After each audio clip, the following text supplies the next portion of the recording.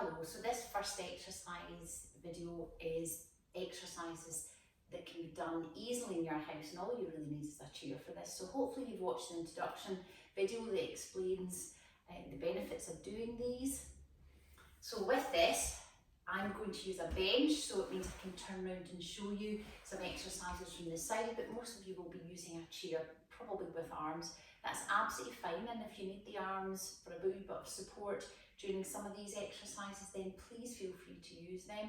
Also, a slightly higher chair, like a dining chair or a kitchen stool, is probably also a good idea to try and do them on, but you try and find sort of the ideal positioning for you. Okay, so let's get started. So the first one we're going to do is we're going to stand up nice and tall. Now, I think the whole thing to remember with this is we're trying to lengthen ourselves. We spend a lot of time, particularly if we're painful, we tend to spend a lot of time sort of flexing down.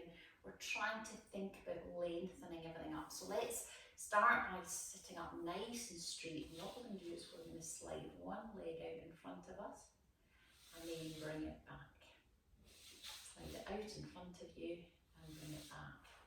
Now I can very much feel that up the back of my legs. If I sit up nice and tall, I can really feel it from my buttocks all the way down. So this gives us some nice stretch at the back of our knee, the back of our hip, down through our thigh and our calf. So we're stretching a lot of things. This is also a good time to think about extending that knee. If we have problems with our knee, we often lose that extension. So we want to try and encourage as much of that as we possibly can. Great, so I'm just going to show you that from the side. Now for me, I'm just going to show you off to the side of the chair so you can come up. Now you can bring that back behind you if your chair will allow you to. Fantastic. So the next one we're going to do is we're going to do a bit of a march. Now if you've got hip restrictions, this march might be quite small. And again, try and push off from your toes. So think about pointing your toes as you do this.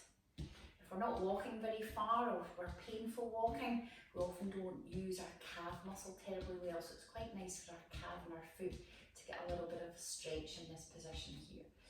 If your hips are not restricted, you can maybe get up a wee bit further. You also might want to just help it a little bit with your hand here, so you can do that. I'll show you that from the side. So again, up nice and tall if you can. We're just bringing these feet up towards us. Again, think about pushing up and pointing your toes for your lower leg. Great.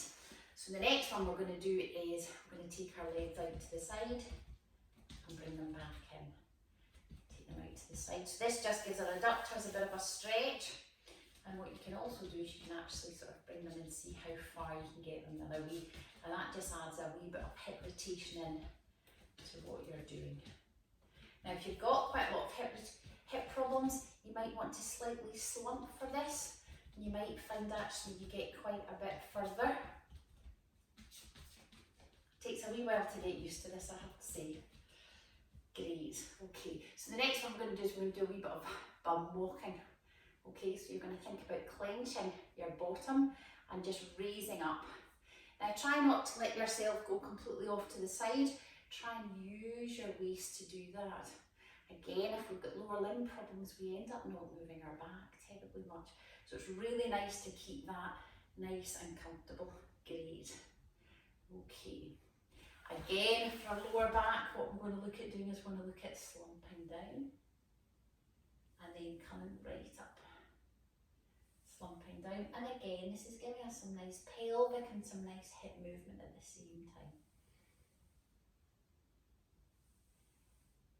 Good, and then again we can maybe add, if you can, add in a bit of a stretch, so we just add in a leg stretch as we come up.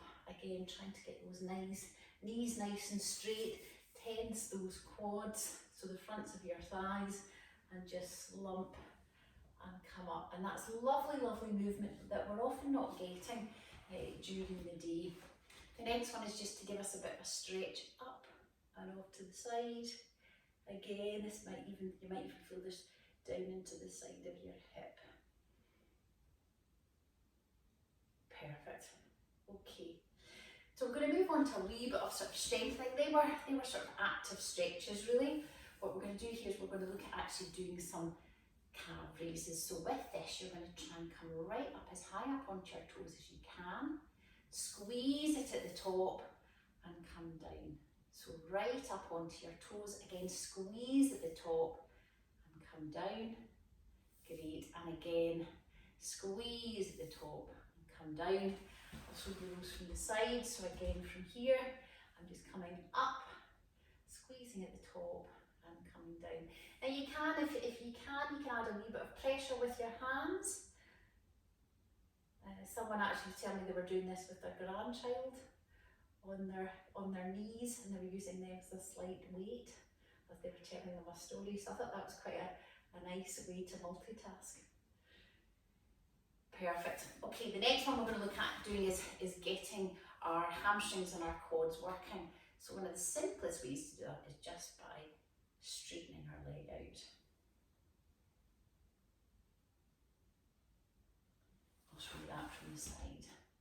And you'll often find it's really hard to get that last wee bit of extension, but really try if you can and get that last little bit into there. Now with this, what you can actually do is you can actually use your other leg to help you a little bit. So as you extend one up, you can help, and the other one can help you to do that. So you might just want that wee bit of help, and then try and let that go, and then slowly bring it down. So the slower you do it, the more difficult it is, but try and see if you can push that just a wee bit harder every time to just get it a little bit stronger. Brilliant. Okay, so the next one we're going to do some seated squats. Now, this might be quite challenging for some of you. Again, this is where a higher chair really helps. You also might want to hold on to something. So you might want to hold on to a kitchen table, dining table. And what you're going to do is we're just going to come up and we're going to come down. Okay, so again, trying to keep your body nice and elongated. Try not to get into this crumpled posture as you come up. Try and stay up nice and tall as you come up. Stick your bottom out, and again, the slower you do it, the better. Coming up and slowly down. And again, as you come up, try and squeeze everything at the top. Give your bottom just a wee bit of a squeeze. Again, this is all about trying to extend everything, extending your knees, trying to get a wee bit of a stretch at the front of our hips, and really squeezing our buttocks. So getting lots of lovely activity. Now, you might find you can only go and do these little ones here. You might also find that you hold on and you can only do little ones at the top here. Anything is better than nothing, and we all have to start somewhere. Now, if that starts to get quite easy for you, then you can start to actually put a bit more weight on one leg than the other. So it's the same idea, but you probably can't really tell. And so I'll just lift this heel off the ground, but you'll maybe see that actually this leg is doing all the work. This is just giving me a wee bit of balance. Yeah, so again from the side, if I show you that, so again, I'm going to just have this foot perched on the ground a little bit, but actually it's my leg nearest the wall that is doing almost all the work. So again, you're just asking that to work a little bit harder. So that routine takes you through most of the joints in your lower limb, adds a wee bit of strength and a bit of flexibility to them, and hopefully you'll find them useful. Thank you.